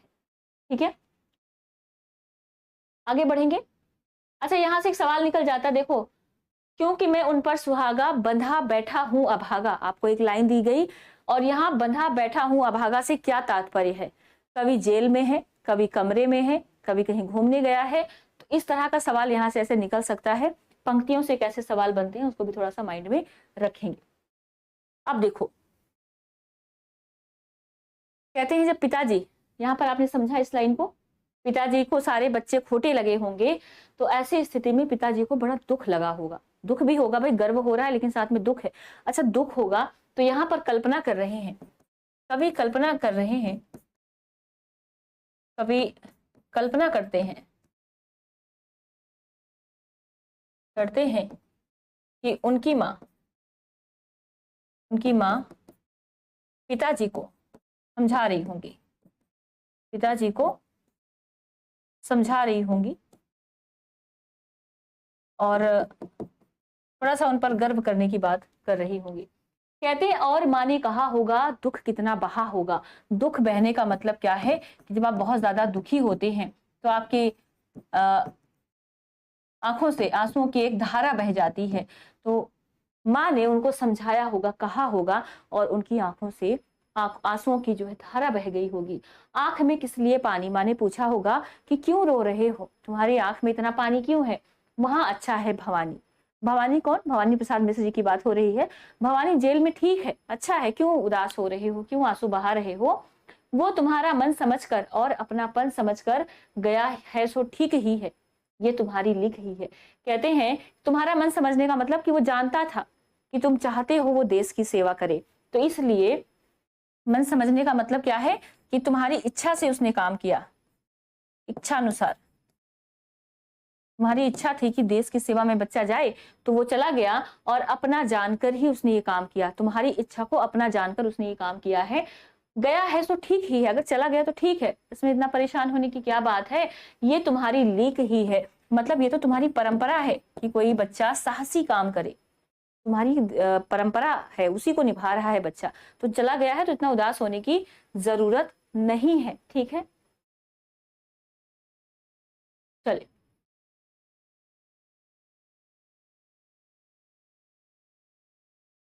बहुत प्यारी वस्तु नहीं, बहुत प्यारी वस्तु, गुणवान में और गुण होना, सही है, ये वाला आंसर सही है। ठीक है, पाँव जो पीछे हटाता कोख को मेरी लजाता। माँ जो है यहाँ पर पिताजी को समझाते हुए कह रही हैं कि अगर वो बच्चा अपने पैर पीछे कर लेता, आप जानते हैं हमारी एक परंपरा रही है कि अगर मैदान में चले गए हैं तो वापस लौट कर नहीं आना, भले ही अर्थी निकल के आए। तो अगर मैदान में एक बार कदम रख दिया तो पीठ नहीं दिखानी है, ठीक है। उसी परंपरा को यहाँ पर दिखा रही है माता जी, पिताजी को समझा रही हैं कि पांव जो पीछे हटाता, कोख वो मेरी लजाता। अगर उसने अपने पांव पीछे कर लिए होते, जेल जाने से मना करता, तो मेरी कोख को जो है कलंकित कर देता या लज्जित कर देता। लजाता का मतलब क्या है यहाँ पर? लज्जित कर देता, है ना। कोख को लज्जित करने का मतलब क्या है कि जिस माँ के गर्भ से आपने जन्म लिया है उसके सिद्धांतों को आपने नहीं माना है, तो कहीं ना कहीं माँ को दुख होगा, और दुख होगा तो माँ की जो ममता है वो भी लज्जित हो जाएगी। तो माँ कहती है कि उसको गया है तो जाने दो, इस तरह हो ना कच्चे। कच्चे मतलब क्या है यहाँ पर? उदास ना हो, इस तरह से उदास या दुखी मत रहो, रो पड़ेंगे और बच्चे, वरना तुम्हें देखकर जो ये 4-5 बच्चे और हैं ये भी रोने लग जाएंगे। पिताजी ने कहा होगा, अब यहाँ पर क्या है, पिताजी जो है उत्तर दिए होंगे, उन्होंने कल्पना की है कि पिताजी ने जब माँ ने ऐसे ऐसे बात करी होगी पिताजी से, तो पिताजी ने क्या उत्तर दिया होगा कि हाय कितना सहा होगा। पिताजी ने जब उत्तर दिया होगा तो साथ में उस दुख को सहन किया होगा। सहने की बात क्या है? दुख को सहन किया होगा। मैं पूरा मीनिंग लिख नहीं रही हूं, मुझे पता है आप समझ जाएंगे ऐसे ही, ठीक है। एक होता है कि आप एक एक लाइन मीनिंग आप लिख कर दो, अगर आप चाहते हो कि आपको ऐसे एक एक लाइन में मीनिंग लिखा हुआ मिले तो आप वो बता देना, पीडीएफ में वो मैं ऐड कर दूंगी, ठीक है। वरना आपको ऐसे समझ आ रहा है तो आप ऐसे पीडीएफ ऐसे ही अपलोड कर दी जाएगी, आप देख लेना कैसे करना है आपको। जैसा भी समझ आए आप एक बार बता देंगे, फिर मैं उसी हिसाब से इसको कर दूंगी। कविताएं क्योंकि मुझे लगता है समझाने पे समझ आ जाती हैं, अब कुछ बच्चों को लगता होगा कि नहीं आ रही तो इसके नीचे भावार्थ जो है इसका दे दिया जाएगा। कहते हैं कहाँ मैं रोता कहाँ हूँ। पिताजी ने कहा कि मैं कहा, आप जानते हैं जो हमारे पापा लोग होते हैं, पिताजी होते हैं ना, वो अपने आप को बड़ा स्ट्रांग दिखाते हैं, ऐसा होता नहीं है। क्या उनके अंदर इमोशंस नहीं होते? बिल्कुल होते हैं। हमने बहुत बार कहा कि लड़के रोते नहीं है, ऐसा नहीं है कि लड़कों के अंदर इमोशंस नहीं होते, बिल्कुल होते हैं। लेकिन अगर कोई रोता हुआ दिख जाए बिना वजह, या ऐसा कोई बहुत मतलब रोने जैसी परिस्थिति आ जाए, फिर भी क्यों नहीं रोते? शायद वो दिखाना नहीं चाहते कि बहुत ज्यादा दुखी है, क्योंकि अगर वो भी कमजोर पड़ गए तो फीमेल्स जो होती हैं वो वैसे ही बड़ी इमोशनल होती है, उनको कौन संभालेगा। शायद ये एक वजह हो सकती है। तो कहते हैं जब पिताजी ने उनको जवाब दिया होगा तो बहुत कुछ सहा होगा, सारा दुख अपने मन में समेट लिया होगा और जवाब दिया होगा कि मैं कहाँ रोता हूँ, मैं अपना धीरज नहीं खो रहा हूँ, मैं रो नहीं रहा हूँ। धैर्य मतलब, धीरज मतलब धैर्य। कहते मैं अपना धैर्य नहीं खो रहा हूँ, मैं बहुत सामान्य हूँ। सामान्य दिखने की कोशिश उन्होंने की होगी, ठीक है। मीनिंग के साथ पीडीएफ दे देना, ठीक है कल्पना जी। चलो मैं मीनिंग के साथ दे दूंगी, समझ आ रहा है, ठीक है। वरना ये पीडीएफ संडे को मिलेगी आपको फिर मीनिंग के साथ। कहते हैं हे सजीले हरे सावन। अब यहाँ पर देखो, सावन के माध्यम से, सावन, सावन क्या मतलब? बादल, माध्यम से ये संदेश दे रहे हैं, संदेश भेज रहे हैं। और संदेश में क्या कहते हैं कि हे सजीले हरे सावन। सजीले मतलब सजा हुआ, सजे होने का मतलब क्या है? सावन आता है तो हर जगह एक तो हरियाली आ जाती है, हम इसको इस सेंस में भी देख सकते हैं। दूसरा आप कह सकते हैं हर कोई बड़ा प्रसन्न रहता है बारिश की बूंदों से। तो कहते हैं हे सजीले सावन, हे कि मेरे पुण्य पावन, बहुत पवित्र हो तुम। पावन मतलब तुम बहुत पवित्र हो। उसको थोड़ा सा आप किसी को संदेश देने के लिए कहेंगे तो जाहिर सी बात है थोड़ा उसको जो है अपने शब्दों में प्रसन्न करने की कोशिश करेंगे। तो कहते हैं हे मेरे पुण्य सावन, तुम बरस लो वे न बरसे। तुम्हें जितना बरसना है ना उतना बरस लो, तुम खूब बरसात करो। लेकिन वे कौन? माता पिता। कहते हैं लेकिन मेरे माता पिता नहीं रोने चाहिए, उनको कोई दुख ना हो। पांचवे को वे न तरसे, अपने पांचवे पुत्र के लिए वो तरसे ना। पांचवा पुत्र कौन? भवानी जी। तरसना का मतलब होता है किसी की कमी खलना। अगर आपके पास कोई नहीं है तो आप उसको देखने के लिए आपका मन करता है, तो उस कमी को कहा गया है तरसना। मैं मजे में हूं सही है, घर नहीं हूं बस यही है। कहते हैं मैं यहाँ बड़े मजे में हूं, लेकिन बस एक ही दुख है। बस मतलब यहाँ पर केवल, कहते हैं केवल इतना ही है कि मेरे पास घर नहीं है, बाकी मैं यहाँ पर बड़े मजे मतलब खुश हूं, मौज में हूं, मौज में हूं, है ना, मस्ती में हूं। किंतु यह बस, बस पर ध्यान दीजिएगा, किंतु यह बस बड़ा बस है, इसी बस से सब विरस है। ये जो लाइनें हैं अपने आप में बड़ी इंपॉर्टेंट है, इनको आप हाईलाइट कर सकते हैं। बस केवल, कहते हैं ये जो बस है कहने को तो कह दिया भाई बस घर ही नहीं है, बाकी सब कुछ है, लेकिन ये जो बस है इस पर कोई नियंत्रण नहीं है, इस बस पर कोई नियंत्रण नहीं है। और इसी से सब कुछ, विरस का मतलब क्या होता है, जिसके अंदर रस ना हो, यानी आपका जीवन जो है सामान्य नहीं है, बहुत ज्यादा आप, ठीक है समझ में आ रहा है, बहुत सारे विद्यार्थियों को आ रहा है कुछ, बट फिर भी आपने कह दिया तो मैं जो ऐसे भेज दूंगी जैसा आपने कहा है, ठीक है।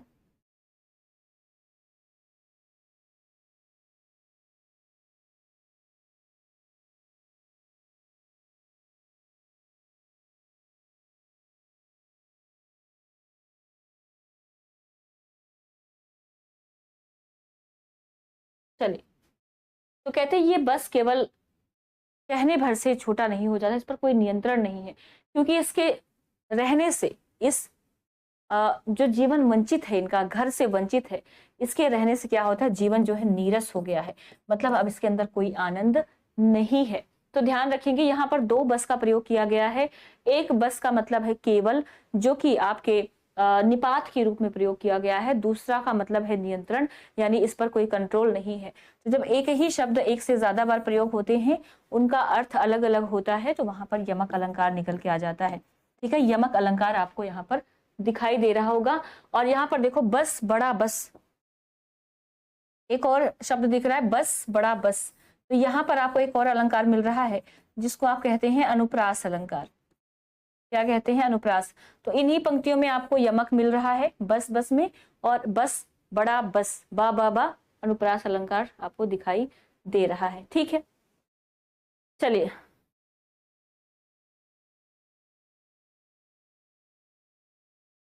अर्चना जी यूपी पीजीटी का बिल्कुल करेंगे अभी। मैं वैसे आप जानते हैं यूट्यूब पर हो रही थी, यूपी की प्रैक्टिस करने के लिए आपको जो टेस्ट सेक्शन मिला हुआ है, एक आपने देखा होगा जहां पर रिकॉर्डेड क्लास आती है, उसके बगल में टेस्ट भी मिलता है, उस पर जाइएगा, वहां पर डेली टेस्ट है, वीकली टेस्ट है, वो सारा यूपी के हिसाब से बनाया गया है, मतलब उसके अंदर पूरा ऑल जो हमारा सिलेबस है साहित्य का वो सब कवर होता है। तो आप कोशिश करें उनको लगाएं, अपना स्कोर चेक करें। बाकी यूट्यूब पर क्लासेस करेंगे 2-4 दिन में, क्योंकि आप जानते हैं इतना समय मिल नहीं पाता है। ये भी क्लासेस, अभी तो मेरा मेन मोटिव यही है कि केवीएस को किसी तरह मैं जनवरी में खत्म करूं, है ना। किंतु उनसे ये ना कहना उन्हें देते धीर रहना, कहते हैं संदेश तो भेज रहे हैं, लेकिन कहते हैं उनसे जाकर ये मत कह देना, क्या नहीं कहना है, उनको धैर्य देना है, मतलब उनको धीरज बंधाना है।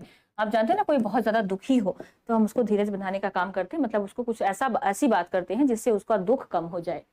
उन्हें कहना लिख रहा हूँ, उन्हें कहना पढ़ रहा हूँ, जाकर उनको बता देना कि मैं यहाँ पर पढ़ाई लिखाई कर रहा हूँ, ऐसे नहीं बैठा हूँ। काम करता हूँ कि कहना, नाम करता हूँ कि कहना, उनको जाकर बोलना कि मैं यहाँ पर काम, ऐसा काम करता हूँ जिससे उनका नाम हो, मतलब उनका किसका, पिताजी का नाम हो। कुछ ऐसे ऐसे मैं अच्छे अच्छे काम कर रहा हूँ जिससे पिताजी का भी नाम हो रहा है। चाहते हैं लोग कहना, मत करो कुछ शोक कहना। कहते हैं कि लोग उनको, उनसे बोलना चाहते हैं, उनके बारे में कुछ कहना चाहते हैं, लेकिन उनको जाकर ये मत कहना कि वो बड़े दुख में है, मत करो कुछ शोक कहना, उनको जाकर कहना कि दुखी मत हो, मत करो कुछ शोक, मतलब दुखी होना। उनको जाकर समझाना कि लोग उनके बारे में अच्छी अच्छी बातें करते हैं, तो तुम दुखी मत हो, शोक मत करो उनके लिए। आगे लिखते हैं, और कहना मस्त हूं मैं, काटने में व्यस्त हूं मैं, काटने मतलब काटने में, मस्त मतलब खुश हूं। कहते हैं और उनसे जाकर कहना कि मैं बड़ा मस्त हूं,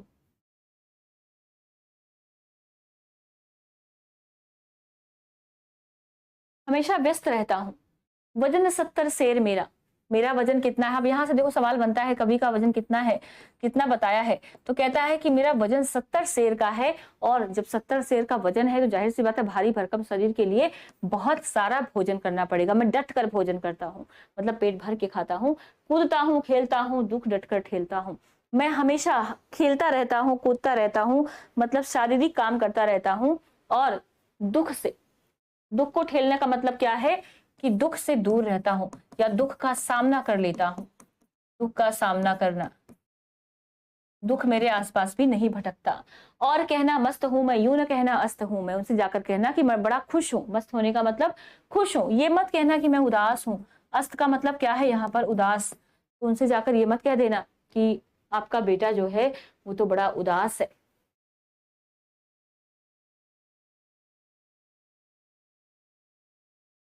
आर के आनंद जी का मैसेज समझ नहीं आया, सॉरी आज एक क्लास हो गया। हाँ क्लास तो हो गई, टीजीटी की हमने 2 क्लासेस कर ली, शायद आप ये जानना चाह रहे हैं। चलिए कोई बात नहीं। हाय रे ऐसा ना कहना है कि जो वैसा ना कहना, कहते हैं जाकर ये मत कहना जैसा है वैसा मत बता देना, जैसा है वैसा मत कहना, कह न देना जागता हूँ आदमी से भागता हूँ। यहाँ अपनी स्थिति का वर्णन करें, ध्यान रखेंगे वो दिखा तो रहे बड़ा खुश हूं, लेकिन उन्होंने अपनी यहाँ पर वास्तविक स्थिति का वर्णन किया है, वास्तविक स्थिति का वर्णन इसके अंदर आपको दिखाई देगा। आप देखिए जेल में वो कैसे रह रहे हैं।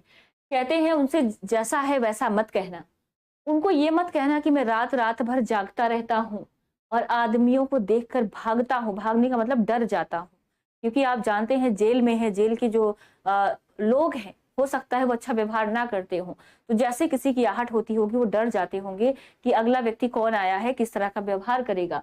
तो आदमियों को देख कर मैं भाग जाता हूँ। उनको ये मत बताना कह ना देना मौन हूं मैं, ये मत कहना कि मैं हमेशा चुप रहता हूँ। चुप रहने का मतलब सिंबल ही है कि आप बड़े उदास हैं, आपके पास बोलने के लिए शब्द नहीं है। तो उनसे ये मत कहना कि मैं बहुत उदास हूँ, खुद ना समझे कौन हूं मैं। ऐसा कुछ मत कह देना कि वो अपने आप समझ जाए कि मैं कैसा हूं। ठीक है, कई बार ऐसा होता है हम ऐसे भाव लेकर आते हैं। मान लीजिए किसी के बारे में हमें बोलना है, कोई बहुत खुशी से रह रहा है, हमने जाकर कहा हाँ वो बहुत खुश है, तो हमारे मन के जो भाव होते हैं ना हमारे चेहरे पर नजर आ जाते हैं। लेकिन मान लीजिए कोई बहुत ज्यादा दुखी है, उसके बारे में आपको बताना है कि भाई ये बहुत ज्यादा खुश है, तो शायद वो भाव आप ना बता पाए क्योंकि आप झूठ बोल रहे हैं। तो कहते हैं ऐसा कुछ जाकर मत कह देना कि वो अपने आप समझ जाए। देखना कुछ बक न देना, उन्हें कोई शक न देना। बकने का मतलब क्या है कि वहां जाकर कोई ऐसी बात मत कर देना, कोई ऐसी बात मत करना जिससे उनको शक हो जाए कि वो मेरी वास्तविक स्थिति से परिचित हो जाएं। हे सजीले हरे सावन, हे कि मेरे पुण्य पावन, तुम बरस लो वे न बरसे, पांचवें को वे न तरसे। हे पवित्र सावन, हे पुण्य देने वाला सा। पुण्य का मतलब क्या है, जब सावन आता है तो हर तरफ सब कुछ नया नया सा हो जाता है, हरियाली आ जाती है, सब कुछ हो जाता है। तो कहते हैं कि हे मेरे पवित्र सावन, सजीले सावन, तुम्हें जितना बरसना है उतना बरसो, लेकिन अपने 5वें पुत्र के लिए मेरे पिता माता पिता जो है वो ना तरसे। तो संदेश उनको भेजने का एक उपक्रम जो यहाँ पर चल रहा है। सवाल यहाँ से बन जाता है कि किसके माध्यम से, घर की याद कविता में कवि ने किसके माध्यम से संदेश भेजा है। तो बादल नहीं करेंगे, सावन के माध्यम से। ठीक है, सावन अलग है, बादल अलग है। सावन मंथ है, पूरा महीना है, ठीक है, और बादल जो है घिरे हुए हैं। तो सावन के माध्यम से उन्होंने संदेश भेजने का काम किया है। ये थोड़ा सा आप यहाँ पर ध्यान रखेंगे। पुण्य पावन में जहां पर भी आपको अगर दो भी शब्द मिल जाते हैं एक जैसे वर्ण वाले, और ध्यान रखेंगे कोई और अलंकार नहीं है, तो वहां पर आप आराम से लगा सकते हैं अनुप्रास अलंकार। जैसा कि मैंने बार बार कहा है, अनुप्रास अलंकार आपको ज्यादातर पंक्तियों में मिल ही जाता है किसी न किसी रूप में। तो ये पूरी आपकी कविता थी और मुझे लगता है आपको ये कविता समझ आई होगी। पीडीएफ आपको संडे को मिलेगी, ठीक है, क्योंकि अभी तो हाँ सेकेंड सैटरडे में मिल सकती है, सेकेंड सैटरडे मिल जाएगी, ठीक है। तो फिलहाल के लिए इतना ही, बाकी मिलेंगे अगली क्लास में। जितने भी लोग जुड़े हुए हैं सभी का बहुत बहुत स्वागत। पूजा जी, आर के आनंद जी, अनीता जी, कल्पना जी, सीमा जी, महेंद्र जी, अनीता जी और अर्चना जी हमारे साथ, विजय त्रिपाठी जी, रेखा जी, इसके अलावा मैं देख पा रही हूँ स्वाति जी हमारे साथ, अनुराग जी, नीता विभाकर जी, प्रवीण जी, रेखा पटेल जी और मीनू जी, इसके अलावा सुषमा पटेल जी, अनीता सांगवान जी, अमित सिंह जी, मैं नाम रिपीट तो नहीं कर रही हूँ, विजय त्रिपाठी जी हैं हमारे साथ, नीता विभाकर जी। चलिए सभी का बहुत बहुत धन्यवाद। शैलजा जी भी हैं, चलिए प्रकाश भारती जी, पूजा ताकस जी और सभी का एक बार फिर से बहुत बहुत धन्यवाद। शुभ रात्रि, मिलेंगे कल भी एक क्लास है और उसके बाद देखो 2 क्लास के बाद आपको एक मैंने जिस तरह से शेड्यूल किया है 2 क्लास आपकी लिटरेचर की होगी, उसके बाद एक क्लास हम लोग करेंगे अभिव्यक्ति और माध्यम का, तो बीच में वो सारा कवर हो जाएगा और टेंशन लेने की जरूरत नहीं है। अगर आप ध्यान से चीजों को समझ लेंगे, पढ़ लेंगे तो एनसीईआरटी तो कहीं नहीं जाएगी। थोड़ा सा रुकिएगा, अभी जाइएगा नहीं, मैं थोड़ा सा डिस्कस करना चाहूंगी कि आप कितना टारगेट रख के चल सकते हैं। आप देखो ये मान के चलना कि 110 नंबर की आपकी केवल हिंदी होगी, सब्जेक्ट आपका होगा, और 180 नंबर का आपका होना है पेपर। 70 नंबर लेफ्ट होते हैं इसमें से, ठीक है, 70 नंबर आपके बच जाते हैं। और स्कोर कितना जाएगा आप ये अनुमान लगा लेके चलेंगे कि 150 प्लस कहीं नहीं गया जो आपका स्कोर जाएगा। मेरा ऐसा मानना है, क्योंकि अभी तक जो एग्जाम हुए हैं 150 तो कहीं नहीं, 60 70 80 मतलब 30 मार्क्स आपके लेस हो सकते हैं। 50 प्लस अगर आप लाते हैं, क्योंकि आप टारगेट ये नहीं रखना कि पास होना है, कभी भी एग्जाम में ये टारगेट मत रखना कि आपको केवल पास होना है, क्योंकि आप जानते हैं इसके अंदर इंटरव्यू भी है। अगर आप इसमें ज्यादा स्कोर करते हैं अपने रिटर्न में, इंटरव्यू का आपको पता नहीं है कि आप वहां पर कैसे प्रेजेंट कर सकते हैं, या एग्जामिनर जो है, इंटरव्यूअर जो है आपसे कैसे बात करेगा, क्या उसको तैयारी करके हालांकि आप जाएंगे, लेकिन आप कोशिश ये करेंगे कि जो आपका रिटर्न एग्जाम होगा ना, इसके अंदर आपको हाई स्कोर मतलब अच्छे से अच्छा स्कोर करना है। क्योंकि आप ध्यान रखेंगे, अगर लास्ट टाइम 150 नंबर का पेपर था, तो जो 80 वाला था मतलब 85 वाला भी इंटरव्यू में बैठा था और 95 वाला भी बैठा था, ध्यान रखेंगे। ठीक है, इंटरव्यू में बैठना इंपॉर्टेंट नहीं है, इंटरव्यू से आगे जाना इंपॉर्टेंट है। उसके लिए जो वेटेज होगा उसमें अगर आपका ये भी जुड़ जाता है, आप जानते हैं 70% रिटर्न एग्जाम का जुड़ने वाला है, तो अगर उसमें कुछ कम भी आता है तो आपका स्कोर ये मैनेज करेगा। फाइनल जो मेरिट बनेगी वो आपका रिटर्न और इंटरव्यू के बेस पर बनने वाली है। तो आप 110 में से ये टारगेट करेंगे। मान लीजिए जो 10 नंबर की आपकी व्याकरण आएगी पहली क्लास में, मतलब पहले पेपर में, इसमें से बहुत, अगर आप हिंदी की विद्यार्थी हैं, आपने अच्छे से पढ़ाई की है, तो ज्यादा से ज्यादा, गलत होगा तो एक या दो, मतलब एक ही दो ऐसे सवाल होंगे जिनको शायद आप टच ना कर पाए। 8 सवाल तो यहाँ से कहीं नहीं गए। और जो आपका एनसीईआरटी प्लस लिटरेचर वाला पोर्शन है, उसमें आप कोशिश करेंगे 85 प्लस आपको कहीं नहीं ले जाने, मतलब 85 टू 90 के बीच में, 85 टू 90 के बीच में अगर आप ये करते हैं तो अब ये मान के चलें कि यहाँ से एक अच्छा स्कोर आप अपने सब्जेक्ट में अचीव कर सकते हैं। अब जो बचा हुआ है बाकी का, आपका फर्स्ट पेपर कवर करेगा। उसमें भी आप ध्यान रखेंगे, अगर 40 नंबर की आपकी जो पेडागोजी आ रही है, तो 40 नंबर में से कम आपको 35 लेकर आना है। बहुत डिफिकल्ट नहीं होता है, आप यूट्यूब पर कहीं पर भी सर्च करेंगे टॉपिक वाइज, आपको बिल्कुल मिल जाएगा। इजिली अपने नोट्स बनाइए या कोई पेडागोजी की बुक लीजिए, ज्यादा मेहनत नहीं करनी है। अगर आपके पास बुक नहीं है तो इग्नू की बुक्स ऑनलाइन आपको मिल जाएंगी, गूगल पे सर्च करिए, इग्नू की वेबसाइट पर चले जाइए, वहां पर मटेरियल मिलता है स्टडी, वहां से ले लीजिए। डीएलएड की बुक आती है वहां पर। इसको नहीं छोड़ना है, क्योंकि ये दो ही ऐसे सब्जेक्ट हैं जो स्कोरिंग है और आप उसमें अच्छा कर सकते हैं। अगर इसमें आप 35 ले आते हैं और इसमें आप 100 भी ले आते हैं, या मान लीजिए 95 35 यहाँ पर आ गए, तो भी आप एक अच्छा स्कोर कर सकते। अब मान लीजिए आपने कंप्यूटर और रीजनिंग में थोड़े से ले लिए, थोड़े से जीके जीएस में ले लिए, थोड़े से इंग्लिश में ले लिए, तो कुल मिलाकर आपका अच्छा खासा स्कोर बन जाएगा। टारगेट हमेशा ऊंचा रखेंगे, ठीक है, टारगेट हमेशा ऊंचा रखेंगे। टारगेट पासिंग का नहीं रखना है, पासिंग से ऊपर जाना है, ये अपने मन में सोच कर तैयारी करिए। चलिए, व्हाट्सएप पर मैसेज नहीं आता, मेरा क्लास छूट गया, इसके पहले वाला क्लास, अनुराग जी कह रहे हैं। आप जो नोटिफिकेशन है उसको ऑन करके रखें, एप्लीकेशन का नोटिफिकेशन ऑन रहेगा, जैसे क्लास लाइव होती है नोटिफिकेशन जाएगा आपको। और क्लासेस शेड्यूल हैं ऑलरेडी, आप चेक करें, सारी टाइम टेबल जो है बना दिए गए हैं। तो आप थोड़ा सा ध्यान रखिए, कौन से नोटिफिकेशन तब भेजा जाता है जब कोई आकस्मिक क्लास हो जाए। मान लीजिए टाइम टेबल 6 बजे का है, मैंने 5 बजे ही क्लास कर दिया, तो जरूरी हो जाता है कि व्हाट्सएप पर आपको इन्फॉर्म कर दिया जाए। अदरवाइज आप देखते हैं सारी क्लासेस ऑलरेडी शेड्यूल है, तो आप टाइम देख लें, 5 6 7, 5 6 7 यही टाइम चलेगा, ठीक है। चलिए, अब आप जा सकते हैं। स्ट्रेटेजी समझ में आई होगी तो इसको फॉलो करिएगा। पढ़ने से कुछ नहीं होता, पढ़ाई हम सभी करते हैं, ठीक है। पढ़ने के बाद आप क्या निकाल पा रहे हैं उसमें से, वो जरूरी होगा। उसके लिए मैंने कहा जनवरी में जैसे ही कंप्लीट हो जाता है टेस्ट लेकर आएंगे, टेस्ट लगाएंगे, फुल मॉक टेस्ट करेंगे, देखेंगे क्या कर पा रहे हैं हम, और यहाँ से हमारा जो ज्ञान है उसकी जांच हो जाएगी। आप ये मान के चलेंगे कि आपका जो सब्जेक्ट है मेन, आप, कितनी अच्छी बात है कि आप हिंदी की विद्यार्थी हैं, 10 नंबर की फर्स्ट पेपर में भी हिंदी आ रही है, तो कुल मिलाकर 110 नंबर आपका अपना है। उसमें से आप ज्यादा से ज्यादा कितने गलत करोगे, मेरे हिसाब से तो 195 टू 100 के बीच में आपके स्कोर होने ही चाहिए, ठीक है।